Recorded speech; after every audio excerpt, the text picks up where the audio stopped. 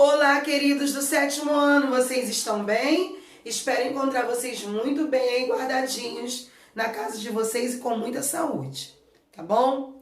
Hoje nós vamos à nossa aula número 6, tá bom? 7º ano, número 6. Vamos continuar falando da colonização portuguesa na América. Vamos falar da página 105 até a página 111. Tá? Estejam sempre com o livro de vocês em mãos, porque com o livro em mãos eu vou falando para vocês as páginas que estão, o que eu estou falando, e a partir daí vocês vão anotando, marcando, tudo direitinho. Quero destacar para vocês que hoje nós vamos falar sobre o governo geral, certo? Beleza, o governo geral. Antes, nós tínhamos falado na semana passada das capitanias hereditárias, que foi a divisão do Brasil em 15 lotes de terra. E eu terminei a aula semana passada dizendo que elas não prosperaram. Só 2 capitanias que prosperaram, Pernambuco e São Vicente. As outras não prosperaram. Então, foi uma estratégia que não deu certo. Então, já coloquem na cabeça de vocês. As capitanias hereditárias, poxa, seria até maneiro, mas não deu certo. Então, tinha que ter uma outra estratégia. Agora, vamos lá. Por que as capitanias hereditárias não deram certo? Era uma pessoa cuidando de um território muito grande. Essa uma pessoa, ela tinha que investir financeiramente para cuidar daquela terra. Então isso se tornou algo muito caro. Por isso era difícil encontrar pessoas que conseguissem, tá? Então não deu certo, tinha que se partir para outra maneira. Qual foi a outra maneira encontrada? Foi o governo geral. O primeiro governador geral foi Tomé de Souza. E na administração de Tomé de Souza, ele fundou a cidade de Salvador, que passou a ser a primeira capital da colônia. Porque eu tinha ali um governador geral. O governador geral, ele não governava sozinho. Ele precisava de apoiadores. Aqui os apoiadores tinham nomes: Provedor-Mor, Ouvidor-Mor e Capitão-Mor. Vamos para o livro? Página 105. Está assim, ó, último parágrafo. 3 outros administradores auxiliaram o governador geral. Ouvidor-Mor, que cuidava da justiça. Então, Ouvidor-Mor, justiça. Provedor-Mor, cobrava os tributos e zelava pelo tesouro real. Então, o provedor-mor era a parte financeira. E o capitão-mor, que era o responsável pela defesa da colônia.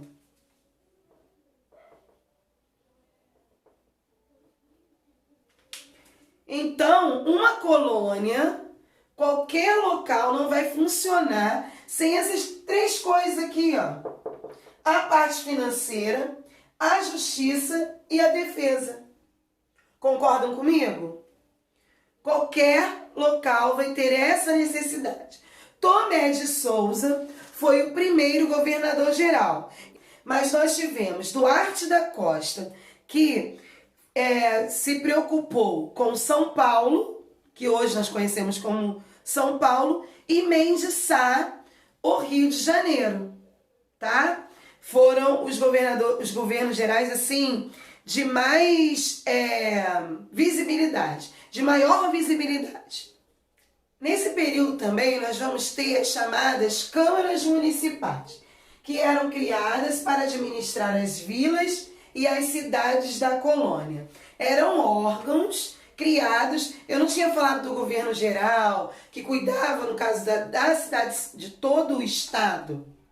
É como se fosse o Estado e as câmaras municipais cuidavam das vilas e das cidades. É como se fosse o Estado, é o governo geral, e os municípios, as câmaras municipais. Tá? Então, eles foram criados para administrar as vilas e a colônia. E muito interessante... isso, da página 106 ainda, falando aqui das câmaras municipais, na terceira linha está dizendo que somente os chamados homens bons, homens brancos e proprietários de terras, podiam passar das eleições para ocupar os cargos na Câmara. Então, não era qualquer um, somente os homens bons. Tá bom? Homens bons aí, homens brancos e proprietários de terra. Vocês podem até grifar no livro, onde fala isso. Bem, aí aqui no livro tem algo interessante, que são os chamados juiz de fora. Você vai falar, professora, eu conheço. É um município de Belo Horizonte, Juiz de Fora. Não. Nesse período, o Juiz de Fora era um cargo criado para limitar a autonomia e o poder das câmaras municipais. Olha só, o Juiz de Fora era terceira linha do último parágrafo, da página 106. Era um magistrado nomeado pelo rei de Portugal, que tinha a tarefa de presidir os trabalhos das câmaras. Então, era um juiz nomeado pelo rei de Portugal. Então, ele era nominado pelo rei de Portugal. Como ele não era do local, ele era chamado juiz de fora. Interessante, né? Quem quiser copiar. Próximo ponto que nós vamos abordar foi a Guerra dos Tamoios, tá? Eram portugueses, tupiniquins e termininó contra franceses que ocupavam o Rio de Janeiro, hoje Rio de Janeiro, né? Com o apoio dos tamoios. Observem que está tamoios, porque não é só um grupinho. São vários grupos indígenas, várias tribos indígenas, tá? Os portugueses vencem essa guerra. Por quê? Como os portugueses conseguem vencer? Eles conseguem vencer porque eles aproveitam a própria rivalidade dos indígenas, tá? Para poder vencer essa guerra. Queridos, os franceses já tinham ocupado o Rio de Janeiro. Esse era o problema com os portugueses. Por isso que houve esse confronto para os portugueses retomarem o Rio de Janeiro. Os portugueses saem vitoriosos, se aproveitando dessa rivalidade entre os tamoios, os tupiniquins e os termininó. Entendeu? Eles se aproveitaram dessa rivalidade e venceram esse confronto, tomando para posse novamente do Rio de Janeiro. Galera, só copiar aí, ó, esse resuminho aí da Guerra dos Tamoios, tá bom? O livro de vocês vem dando destaque às mulheres portuguesas na colônia. Eu coloquei bem grande aqui, marquei, né, a página para vocês, Mulheres Portuguesas na Colônia, página 108. Porque a gente, quando ouve falar de história do Brasil, do mundo, a gente não fala nas mulheres. Porque não era comum, lembra? As mulheres, elas não vão ter participação em nada. Então, a mulher, ela não importa nesse contexto. Infelizmente. Só que as mulheres participaram e muito da história. Hoje em dia, é que os escritores, os historiadores, estão começando a falar das mulheres. Muitas vezes com seus diários encontrados, que estão sendo falados por agora, tá? Aí o livro, na página 108, fala sobre as mulheres portuguesas na colônia. E aqui tem um número no segundo parágrafo, que no início do período colonial, o número de mulheres que chegou à América era muito menor que o de homens. A maioria dos primeiros colonos havia deixado para trás a sua família, esposas, os filhos. Então, as primeiras portuguesas chegaram ao Brasil em 1551. Eram 3 irmãs, órfãs, que deveriam se casar com os colonos. Então, nesse período, portuguesas geralmente vinha para cá algumas para acompanhar os seus maridos, ou já vinham com o casamento certo, tá? E aí elas vão chegando e tomando conta dessa terra. Por isso, gente, é que os portugueses homens, muitas vezes, eles se juntavam com as índias.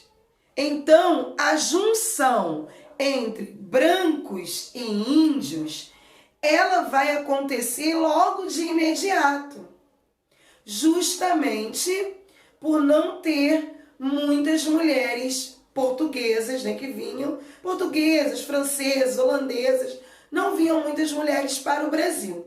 E o livro toca nesse assunto aí muito interessante na página 108, sobre a participação dessas mulheres. Hoje, nos livros atuais, é que estamos começando a ver a participação das mulheres. Isso não era muito comum, tá? Elas participaram, mas sempre ficavam por trás da história. E agora estão colocando elas na frente da história, tá bom? Como a mulher merece sempre estar, né? Papel de destaque. E falando de destaque, o livro, na página 108, traz aqui Inês de Souza e Brites de Albuquerque. Olha só. Mulher do governador do Rio de Janeiro, Salvador Corrêa de Sá, comandou a defesa da cidade contra uma tentativa de invasão de corsários franceses. Outro caso conhecido foi o de Brites de Albuquerque, capitã donatária de Pernambuco, esposa de Duarte Coelho Pereira, primeiro capitão donatário da capitania de Pernambuco. Dona Brites chegou ao Brasil em 1535 com o marido e o irmão Jerônimo de Albuquerque e nunca mais voltou para Portugal. Com a morte do marido e na ausência do filho mais velho, em 1554, foi nomeada capitã interina de Pernambuco, cargo que exerceu até 1561. Durante seu governo, Brites de Albuquerque pacificou as relações entre os colonos e os indígenas. Bom, então, aqui nós vamos ter um exemplo de uma mulher no lugar que ela deve sempre estar. Vamos aos nossos exercícios? Os nossos exercícios estão nas páginas 105, 108, 110 e 111. A 105 é só a última questão que nós não falamos semana passada da diferença entre o governo geral e as capitanias hereditárias, tá bom? Aí depois a gente passa para 108, 110 e 111 e a matriz, que é essa aqui, ok? Vocês peguem também. Então vamos na 105 primeiro? Vamos lá, 105. Última questão, número 9. Defina as diferenças entre o sistema de capitanias hereditárias e o governo geral. Qual a diferença? Falei na aula de hoje.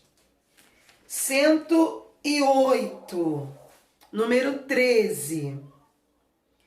Por que 108, número 13? Porque podemos afirmar que Inês de Souza e Brites de Albuquerque contrariaram a tradição do seu tempo. Por quê? Eu li sobre essas belas mulheres agora há pouco. Página 110. 110. Leia o texto e faça o que se pede. A varíola podia manifestar-se sob uma forma fulminante, denominada púrpura variolosa, cuja vítima era rapidamente levada à morte. Estava terrível. Esta terrível apresentação da varíola foi a provável forma que ocorreu entre os indígenas no grande surto de 1563 e 64. Nele, os nativos morreram aos milhares.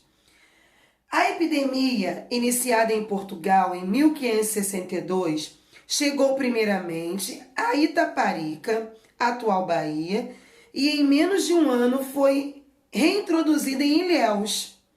Daquele local espalhou-se de norte a sul do Brasil, não poupando sequer os mais fortes guerreiros.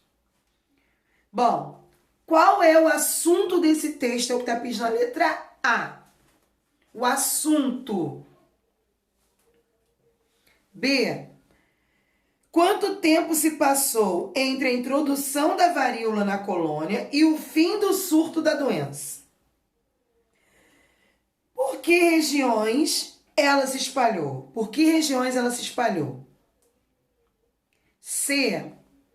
Aponte o provável tipo de varíola que contaminou os indígenas e a razão pela qual eles morreram aos milhares. Número 2, complete a cruzadinha. Letra A. Forma adotada pelos portugueses para explorar o pau-brasil na América. É o que, gente? B. Adjetivo usado para qualificar os homens proprietários de terra que controlavam as câmaras municipais. Eram homens. C. Direito exclusivo de um reino de explorar uma atividade ou produto. Direito exclusivo.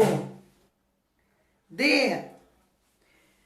Faixas de terra entregues pela coroa portuguesa a particulares para iniciar a colonização na América eram hereditárias. Hereditárias. Só botar o início do nome. Letra E. Extensão de terra doada por capitães donatários aos colonos com o objetivo de torná-la produtiva. F. Documento que estabelecia os direitos e deveres dos donatários sobre a exploração da terra. O nome do documento. Número 3. Classifique as afirmativas a seguirem verdadeiras ou falsas. Letra A. O governo geral foi fundado como alternativa ao fracasso do sistema das capitanias hereditárias. É verdadeiro ou é falso? Só marcar, né, gente? Acabei de falar isso aqui. B. Ao reformar as capitanias gerais e nomear capitães donatários, o governo geral foi desativado. Verdadeiro ou falso? C. A figura do governador geral foi criada para melhor organizar a colonização, centralizando sua administração. É verdadeiro ou é falso? D. Muitos capitães donatários escravizaram os nativos e venderam as terras da coroa para estrangeiros, razões por que emergiu a figura do governador geral. Isso é verdadeiro ou é falso? Número 4. A respeito das relações estabelecidas entre os europeus e indígenas na Guerra dos Tamoios, é correto afirmar que Letra A. Os franceses se uniram aos tupiniquins para proteger a França Antártica dos ataques dos portugueses.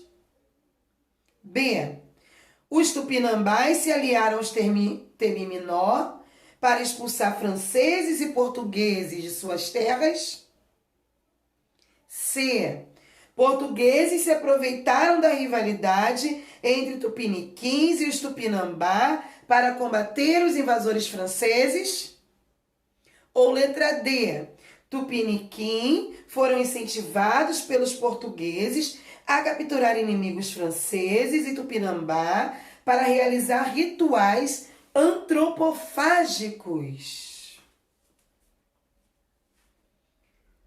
Bom, eu coloquei a página 111, mas eu quero que vocês façam só o conversando com arte, que tem uma imagem aí.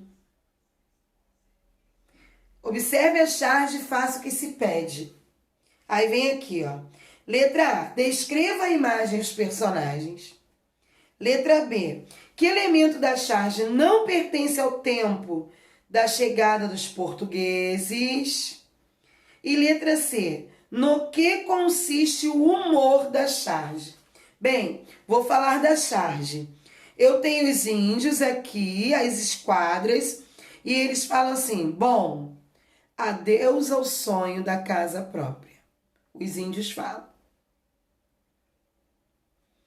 Então, por essa charge, aí está dizendo aqui, charge ironizando o momento da chegada dos portugueses à América pela perspectiva dos indígenas. Vocês vão ter que fazer uma interpretação aí dessa charge. Agora vamos para a nossa folhinha, aula 6. Número 1. Observe a charge que trata da colonização portuguesa e do pacto colonial. Elabore um pequeno parágrafo explicando o sentido dessa imagem, abordando o conceito do pacto colonial. Olha a imagem aí para vocês.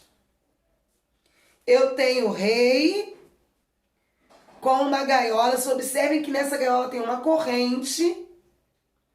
E dentro da gaiola tem o quê, gente? O Brasil. O Brasil. Aí tá, metrópole, pacto colonial, colônia, lucro e riqueza. Vocês vão explicar esta imagem. Número 2. A colonização brasileira no século XVI foi organizada sobre duas formas administrativas: capitanias hereditárias e governo geral. Assinale a afirmativa que expressa corretamente uma característica desse período. Letra A. As capitanias, mesmo havendo um processo de exploração econômica em algumas delas, garantiam a presença portuguesa na América, apesar das dificuldades financeiras da coroa. Letra B. As capitanias representavam a transposição para as áreas coloniais das estruturas feudais e aristocráticas europeias. Letra C. As capitanias, sendo empreendimentos privados, favoreceram a transferência de colonos europeus, assegurando a mão de obra necessária à lavoura. Letra D. O governo geral permitiu a direção da coroa na produção do açúcar, o que assegurou o rápido povoamento do território. Letra E. O governo geral extinguiu os donatários, interrompendo o fluxo de capitais privados para a economia do açúcar. Aí vocês vão marcar uma aí no número 2, tá bom? Número 3.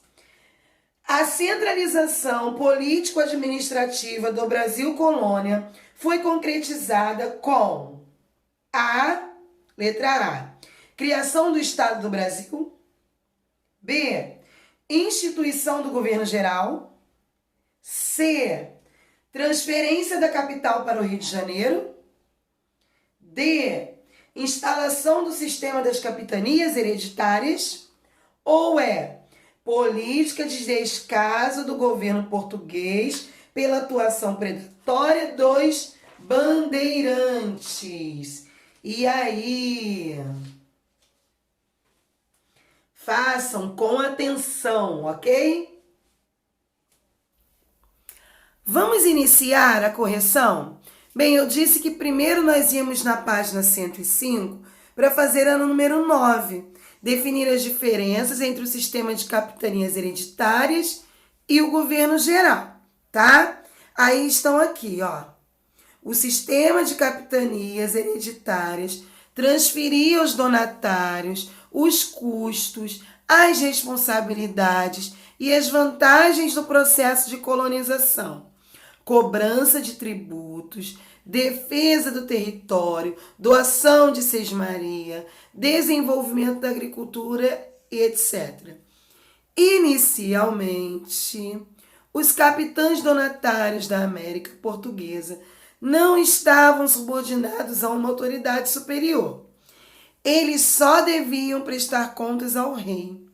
Com a criação do governo geral, em 1548, e a vinda do primeiro governador geral para a colônia no ano seguinte, estabeleceu-se no Brasil um poder centralizado na capital, Salvador, que estava acima dos donatários, e com essa mudança a maior parte das atribuições dos donatários foi absorvida pelo governador-geral, que também assumia em nome da coroa os custos do empreendimento colonizador.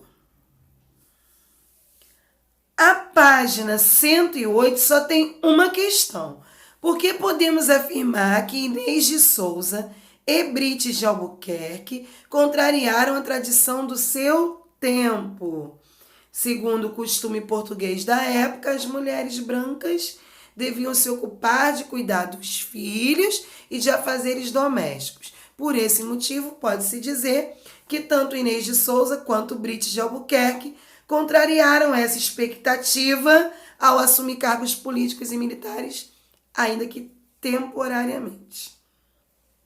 Página 110. Após ler o texto, eu pedi para identificar o assunto do texto. É claro que o texto trata da epidemia de varíola do início da colonização na América Portuguesa, que vários índios morreram. Quanto tempo se passou entre a introdução da varíola e o fim do surto? Começou em 1562, quando a doença foi introduzida na América Portuguesa, e no ano seguinte transformou-se em um grande surto, que só teve fim 2 anos após a chegada da doença. Gente, dá até nervoso quando eu escuto isso, tá? Quando eu lembro disso. Porque várias epidemias que já aconteceram, tá? Nós tivemos essa aqui dos índios, mas também nós tivemos a peste negra. E o tempo de duração para encerrar esse ciclo é 2 anos. Dá medo, né? Mas nós temos que orar, pedir ao Senhor para que isso passe logo. Não vai passar, mas para que consiga-se uma vacina para essa doença, ó, ir embora, tá bom? Ela vai ficar aqui para sempre, mas nós vamos estar imunizados. Amém? Vamos orar por isso. Passar bem rápido, que eu quero voltar para a sala de aula, tá bom? A doença veio de Portugal, espalhou-se pelas regiões de Itaparica e Ilhéus, e então expandiu-se de norte a sul do Brasil. Letra C. Aponte o provável tipo de varíola. O provável tipo que contaminou os indígenas foi a denominada púrpura variolosa. Os nativos morreram aos milhares porque não possuíam imunidade para resistir a essa doença trazida pelos europeus. O que está acontecendo conosco, né? Número 2. Complete a cruzadinha. Aí eu li para vocês lá cada uma das questões e nós viemos completando. E aí eu vou colocar já como ela ficou. Olha, letra A, escambo. Letra B, homens bons. Letra C, monopólio. Letra D, capitanias, que eram capitanias hereditárias. E letra E, sesmaria E F, foral, que era o nome do documento. Número 3, verdadeiro ou falso. O governo geral foi fundado com alternativa ao fracasso do sistema de capitanias hereditárias. Verdadeiro. Ao reformar a capitanias gerais e nomear os capitães donatários, o governo geral foi desativado. Falso.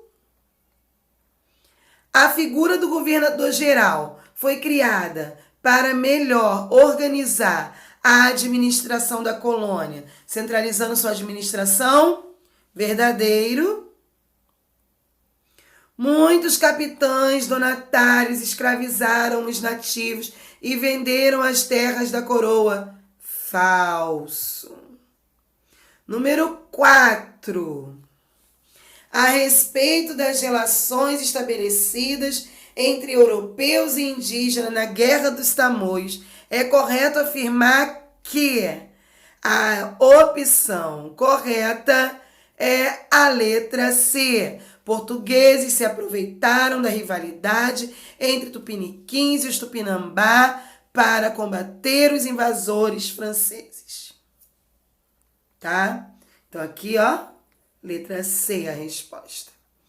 E nós vamos fazer o Conversando com a Arte, que tem essa linda charge, que eu vou tirar o meu rosto daqui, isso. E aí vocês vão ver a charge. Bom, adeus ao sonho da casa própria. Letra A. Descreva a imagem. Aí vocês vão dizer, ó. Uma família de indígenas observa as caravelas dos portugueses chegando ao território que seria posteriormente chamado Brasil. B. Que elementos da charge não pertencem ao tempo? A fala do pai da família indígena, que diz adeus ao sonho da casa própria, já que no período da chegada dos portugueses ao Brasil não havia propriedade privada. Então, essa fala aí não condiz com aquele passado. No que consiste o humor? O chargista refere-se à casa própria, mesmo que isso não existisse naquele tempo, para ironizar a tomada dos territórios indígenas pelos portugueses no início da colonização. Agora nós vamos para a folhinha. Vamos lá? Aí está assim, para observar a charge que trata da colonização portuguesa, que está aqui, esta bela charge, né? Que eu descrevi para vocês lá no início da aula, na hora que eu fiz a aula, eu descrevi a charge. Então, é para vocês fazerem um texto explicando o sentido da imagem. Aí vem, ó. O sistema de exploração baseava-se na relação entre metrópole e colônia. O pacto colonial era o domínio político e econômico da metrópole sobre a colônia. A metrópole lucrava muito com a colônia, por isso queria manter o domínio sobre ela. A intenção era manter o domínio sobre a colônia, né? Porque, ó, lucrava-se muito. Número 2 era para marcar a opção correta. A colonização brasileira foi organizada sob duas formas administrativas: capitanias hereditárias e governo geral.